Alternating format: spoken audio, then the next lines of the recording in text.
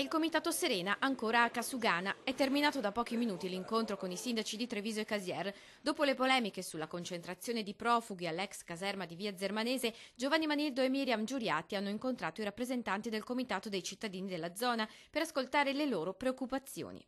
La sicurezza, l'igiene e i controlli. Timore che a causa della mancata informazione ci induce, noi cittadini, noi residenti, a avere dei dubbi su tutto quello che succede. Non sappiamo il numero, non sappiamo quanti escono, non sappiamo quanti entrano. Si chiedono telecamere a monitorare la zona anche per alleggerire le forze dell'ordine, ma la lista delle richieste era lunga e alcune domande sono rimaste inevase. I tempi in cui verrà, diciamo così, risolta la questione della caserma Serena, l'abbattimento del numero delle persone presenti che sta superando quelli di norma. Domande cui solo il prefetto in realtà potrà rispondere e che il comitato incontrerà il prossimo 6 ottobre. Anche per i sindaci c'è un problema che va risolto con le dovute cautele, con le dovute maniere, e che soprattutto c'è l'ascolto da parte della cittadinanza, che probabilmente negli ultimi mesi ha un po', come dire, perso fiducia verso le istituzioni perché non si sentiva ascoltata e non veniva informata di quello che stava accadendo. Anche l'Anci del Veneto ha predisposto una lista di richieste in 5 punti alle prefetture della regione.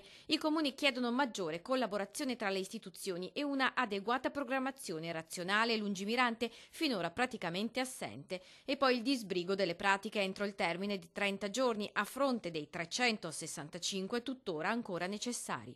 Più velocità nel riconoscimento se queste persone sono migranti economici o migranti richiedenti asilo politico. Intanto il prefetto di Treviso fa appello al pubblico e al privato per una tempestiva preparazione all'accoglienza. Alcune decine di profughi sono in arrivo nei prossimi giorni.